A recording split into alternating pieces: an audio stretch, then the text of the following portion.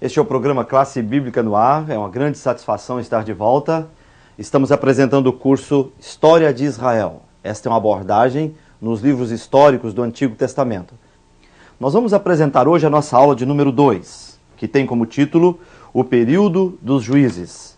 Nós temos alguns objetivos a serem alcançados com a nossa aula e eu vou lê-los para você. Você pode acompanhar na tela da sua televisão. Ao final dessa aula, você deverá ser capaz de, primeiro, mencionar os nomes de 2 dos principais deuses cananeus. Segundo, dar os nomes de 3 líderes de Israel mostrados na Bíblia como fortes na fé. Descrever o final da vida de Gideão e em que situação espiritual morreu.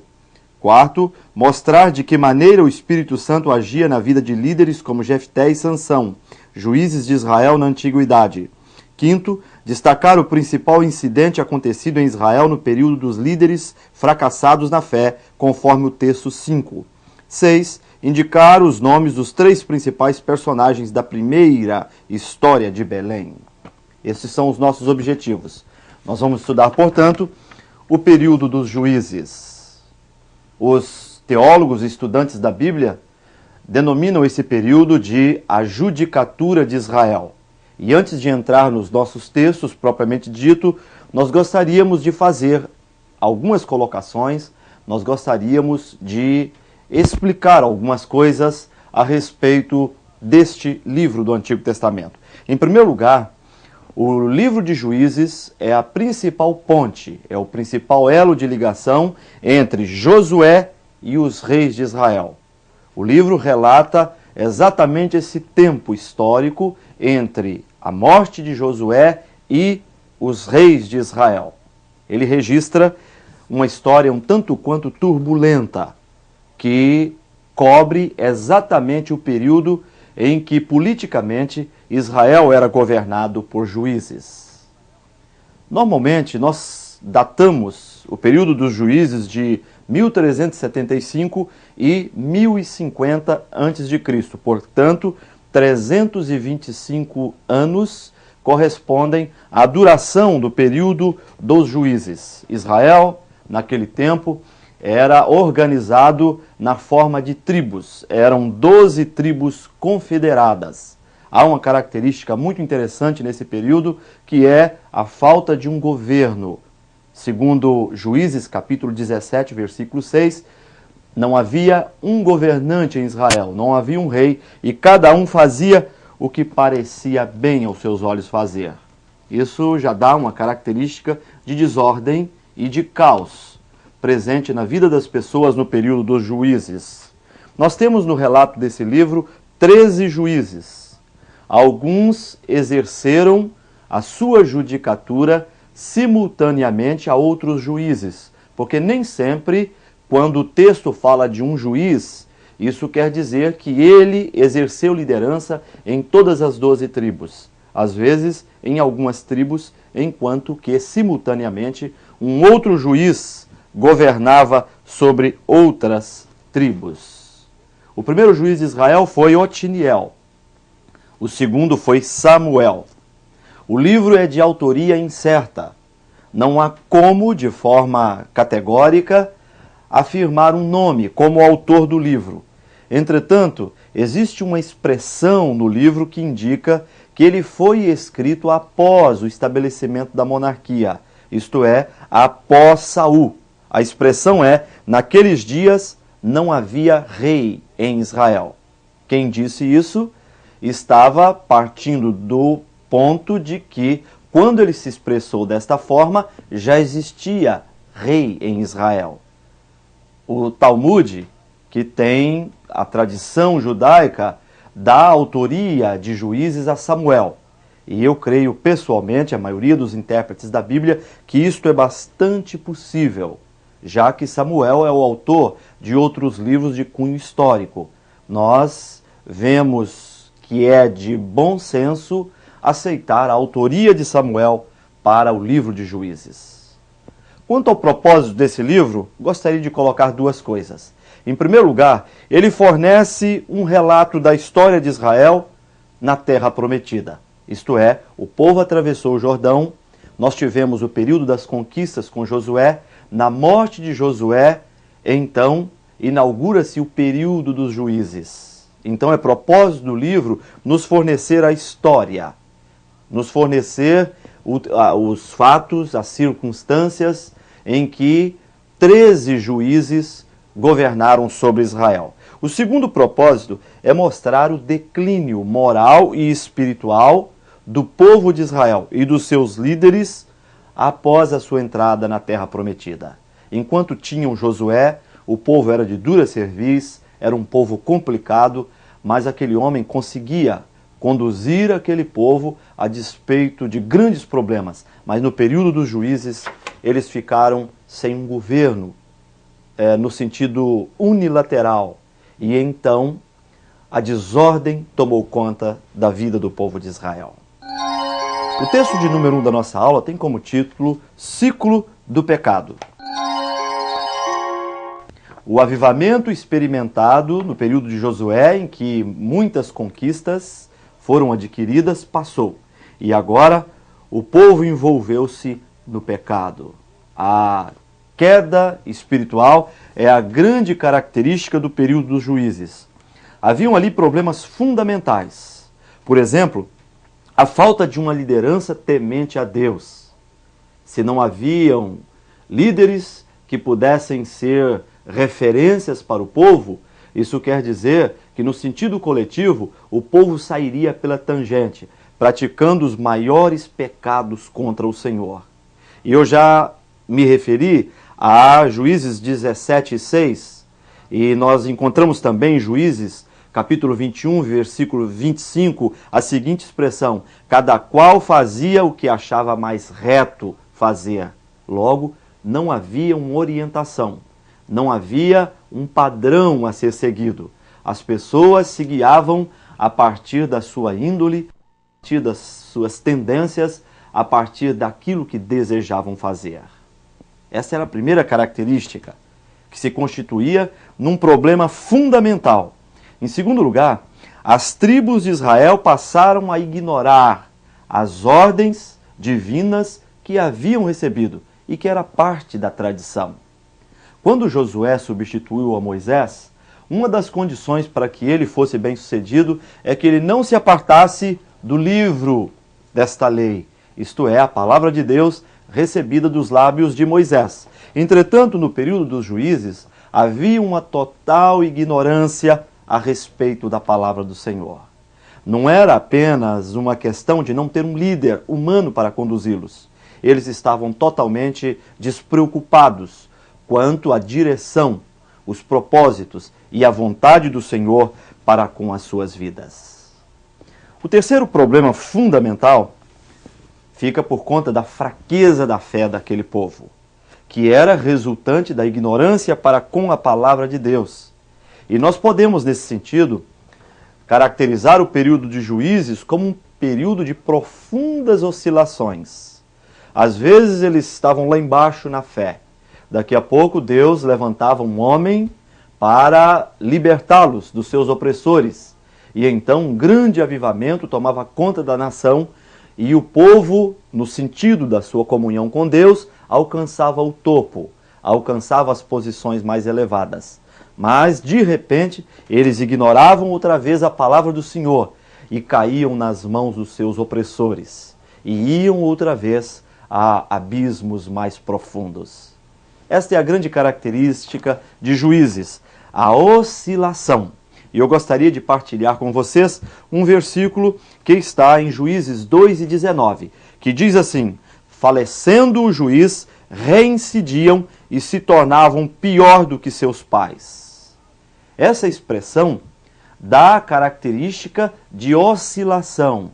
Se nós fôssemos caracterizar o período com um gráfico, nós diríamos que o período foi exatamente assim. Às vezes estavam embaixo, às vezes estavam em cima. E quando eles estavam embaixo, eles se tornavam a pior espécie de pessoas possíveis. Eles Inclusive, eram pior do que os piores estágios que haviam vivido. A reincidência em pecados era a grande característica desse povo. Eles tinham os cananeus à sua volta e, portanto, eram tentados a seguir os caminhos deles. A história diz que os cananeus mantinham um sistema religioso organizado e suntuoso. E no sentido econômico, eles iam muito bem. Politicamente, estavam sendo governados por reis. E o povo de Israel se sentia tentado em imitá-los. Imitá-los na sua prática religiosa, imitá-los na sua prática econômica, na forma de levantar fundos e fazer dinheiro, levantar recursos para a manutenção das suas vidas. Eles viam a riqueza dos cananeus e eles procuravam imitar os cananeus para que tivessem também a prosperidade financeira que os cananeus tinham. Entretanto, os cananeus tinham práticas profundamente abomináveis ao Senhor. A imoralidade tomava conta daquele povo. O sacrifício de crianças, a prostituição cultual, todas essas coisas eram parte da vida religiosa e da vida moral dos cananeus. E há um dado muito interessante. Deus havia rejeitado aquele povo.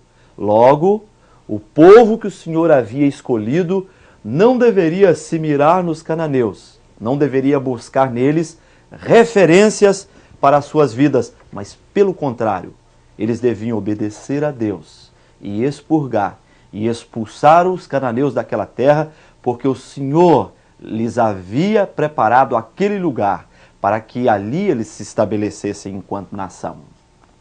Existem alguns deuses cananeus que nós gostaríamos de relatar nesta aula. O primeiro é El. Ele é chamado pai dos deuses e criador do mundo. Segundo a mitologia cananeia, ele matou seu próprio filho e filhas. Depois Baal, um deus muito popular, um deus muito conhecido. Sua função principal era de mandar a chuva e garantir a fertilidade. Ele estava associado com a primavera e renovava toda a natureza. Era excepcionalmente violento e imoral. Depois Anate, deusa do amor e da guerra. E por último, Astarote, deusa amante de Baal, padroeira do sexo e da guerra. Estes eram os deuses dos cananeus.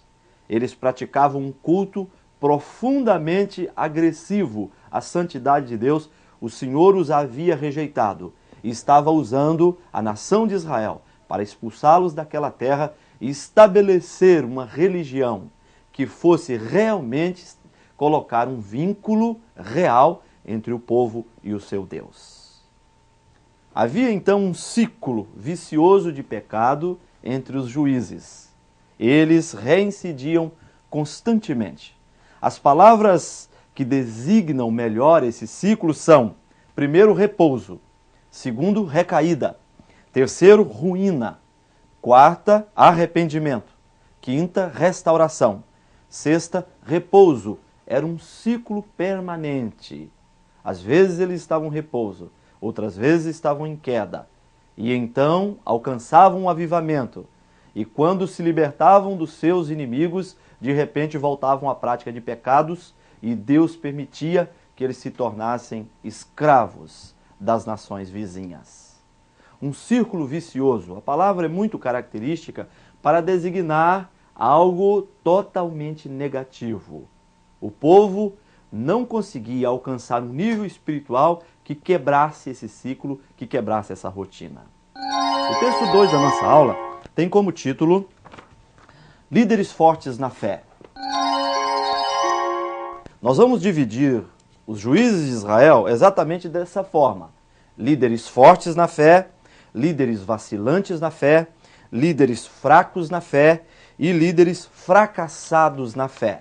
Nós vamos perceber que alguns juízes começaram até muito bem, demonstrando grande compromisso, comunhão e fé nas promessas do Senhor. Mas no final das suas vidas, eles cometem erros, eles cometem falhas que os caracterizaram de forma negativa.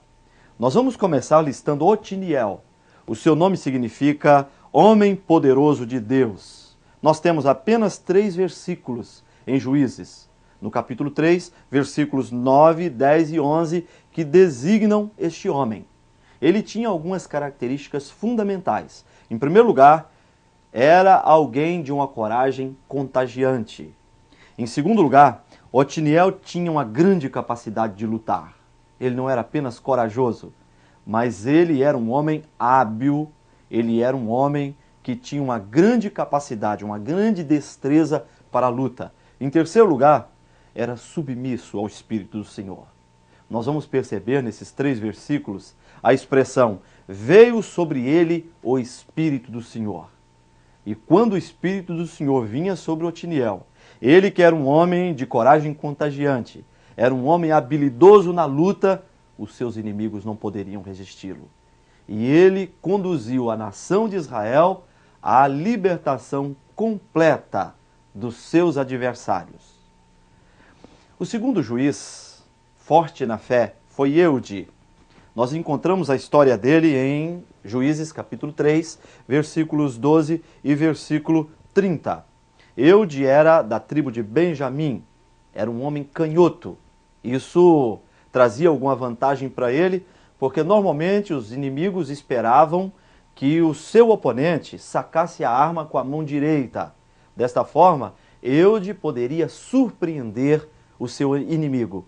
E nós percebemos que Eude sempre utilizou a estratégia da surpresa. Naquele período, entre Eude e Otiniel, o povo havia pecado outra vez e sido dominado por Eglon, rei dos Moabitas. Este rei exercia um domínio com mãos de ferro sobre Israel. E ele tinha o apoio dos amonitas e dos amalequitas. Israel estava sem nacionalidade, ele estava sem liberdade. E então, Eude foi fazer uma visita ao rei. As pessoas estavam juntas ali e de repente Eude disse a Eglon que tinha uma palavra para lhe dizer em secreto.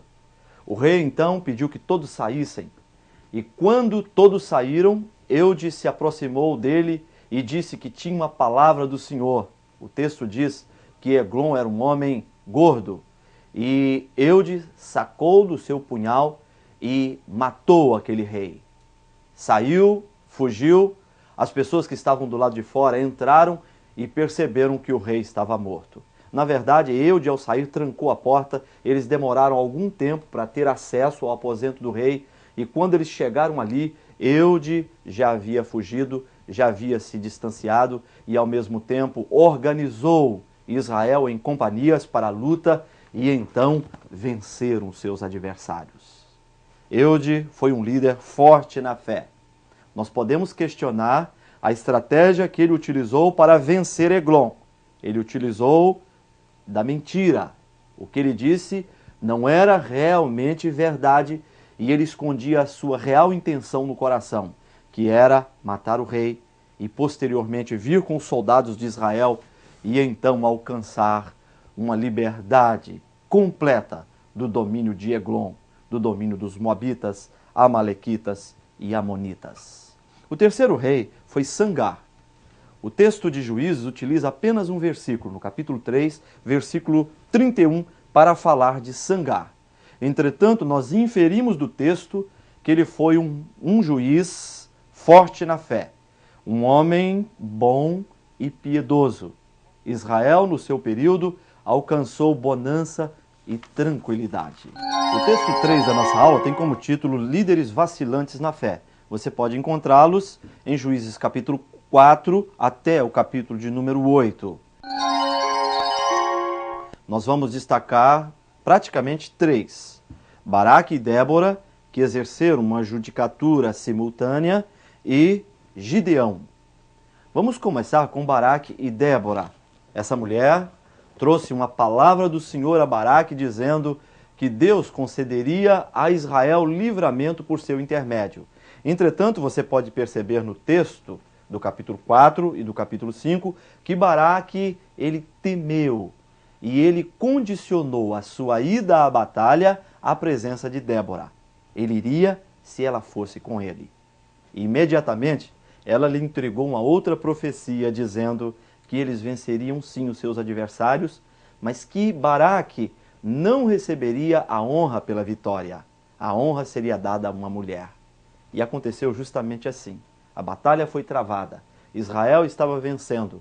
E Sísera, o general, o homem principal, o homem forte dos inimigos de Israel, fugiu para a casa de Jael.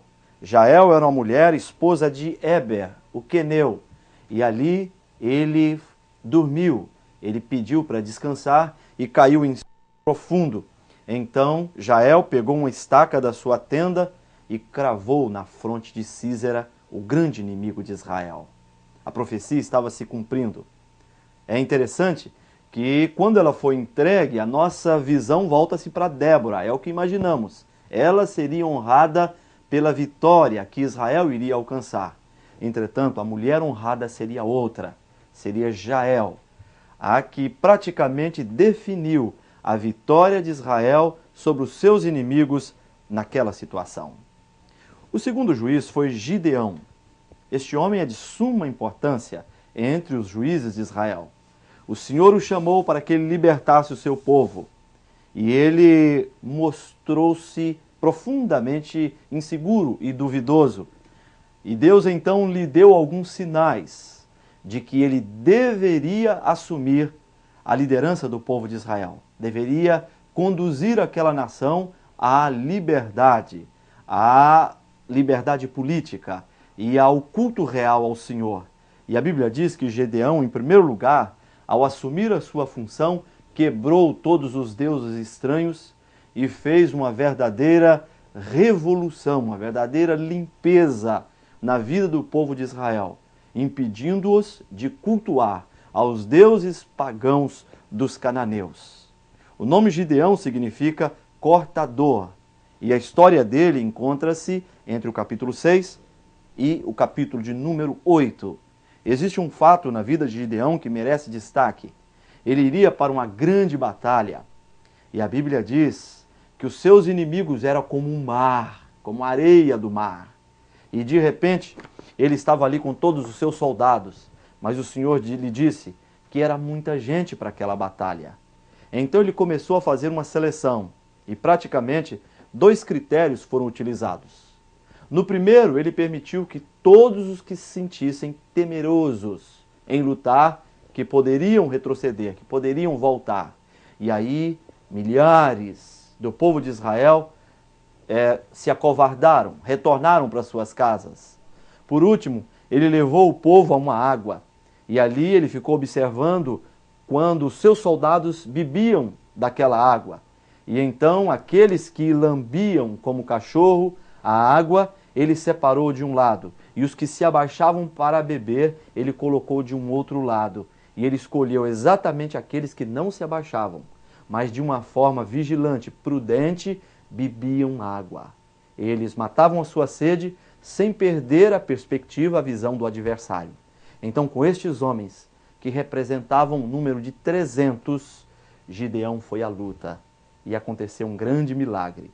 O Senhor colocou os inimigos de Israel contra si mesmo. E eles, sem que fosse preciso lutar, alcançaram uma grande vitória. Isso nos traz uma lição muito especial. Os midianitas foram vencidos ali sem que fosse preciso a luta. Eles se sentiram como gafanhotos. Era uma multidão de fato, mas nos seus carros e com as suas armas, eles agrediram, eles atacaram os seus próprios companheiros, porque o Senhor fez isso. Deus queria ensinar a Israel que eles venceriam não na sua própria força, mas na força do Senhor. O texto 4 da nossa aula tem como título Líderes Fracos na Fé. Você vai encontrá-los entre os capítulos 9 e 16 do livro de Juízes. E nós começamos com Abimeleque. Ele era filho de Gideão. O seu nome significa pai de um rei. Ele foi um péssimo juiz. Ele deu um exemplo terrível de homem sem temor do Senhor, de um homem preocupado apenas com a vida de pecado. O texto diz que ele usou de ardil para se tornar juiz. Ele matou seus irmãos. Gideão tinha 70 filhos. Ele matou todos os seus irmãos. tornou-se profundamente odiado pelos seus liderados. Foi ferido por uma pedra de moinho, lançado por uma mulher que estava acima de uma torre, e então foi morto pelo seu escudeiro. O outro juiz nessa lista foi Jefté. Seu nome significa Deus abre. Ele era da tribo de Gileade, era filho de uma meretriz e, portanto, filho ilegítimo. E os seus irmãos o expulsaram de casa para que ele também não herdasse junto com os seus irmãos os bens de seu pai. Ele foi um homem que libertou Israel dos seus inimigos. Israel havia se tornado cativo. Entretanto, existe algo que pesa sobre ele, é a questão do sacrifício da sua filha. Nós, pessoalmente, não cremos que ele a sacrificou no sentido literal, isto é, tirou a sua vida. Mas ele dedicou-a à causa do Senhor. Ela foi sacrificada nesse sentido, de ser dedicada integralmente a Deus. Nesta lista de líderes fracos na fé, enquanto juízes de Israel, nós temos Sansão. Seu nome significa pequeno sol. Ele foi o 13º juiz de Israel. Filho de Manoá, da tribo de Dan. Deus o levantou e que ele pudesse libertar a Israel do jugo dos filisteus. Ele era um nazireu do Senhor, isto é, consagrado a Deus desde o ventre materno. E você pode ler a vida de Sansão entre os capítulos 13 e 16 do livro de Juízes. Ele julgou Israel durante 20 anos. Essa é uma linda história que tem sido, inclusive, utilizada em filmes e em livros. Nós não vamos aqui procurar dissecar a vida de Sansão por causa do pouco tempo que temos, mas você pode fazer essa leitura na sua Bíblia. Sansão foi um juiz de uma força descomunal. Ele não era um gigante no sentido físico, mas o Senhor vinha sobre ele de uma forma tão poderosa que ele era capaz de grandes feitos. O texto de número 5 da nossa aula tem como título Líderes fracassados na fé. Juízes capítulo 17, versículo 21. Você vai encontrar um período em que Israel era governado por 2 levitas. E esse foi um período em que nós encontramos as palavras roubo, mentiras, religião demoníaca e imoralidades tomando conta do povo de Israel. O texto 6 da nossa aula tem como título A Primeira História de Belém. Ele focaliza o livro de Ruth. Você pode lê-lo, ele é um livro profundamente inspirador para as nossas vidas. Junto com Esther, Ruth é a mulher que tem o seu nome colocado num livro das Escrituras. O livro descreve as alegrias e pesares de uma família piedosa de Belém durante aqueles tempos caóticos. Uma profunda fome caiu sobre Israel. Então, Noemi, junto com seu marido Elimeleque, os seus filhos Malom e Quilion, saíram de Israel e foram para a terra de Moabe. Lá os seus filhos se casaram. Ruth foi uma das noras de Noemi. E quando elas souberam que a fome de Israel havia passado, retornaram. Naquele período, ela estava viúva. E os seus filhos, Malom, que significa doente, Quilion, que significa destruição, haviam morrido também. E Ruth deu uma grande demonstração de amizade à sua sogra, dizendo: aonde tu fores, irei eu. Aonde tu pousares, pousarei eu. O teu povo será o meu povo e o seu Deus será o meu Deus. Noemi estava para voltar. E ela estava dando total liberdade às suas noras de permanecerem em Moabe. Mas Ruth deu esta grande demonstração de amizade, de carinho e de amor para com a sua sogra, indo com ela para a terra de Israel. Isso mostra que ela converteu-se profundamente do culto aos deuses pagãos de Moabe e voltara-se para o Senhor com um coração totalmente entregue e dedicado ao Deus de Israel. Chegamos ao final desta aula. Nós esperamos profundamente que Deus tenha te abençoado de forma especial. Estaremos juntos no nosso próximo encontro.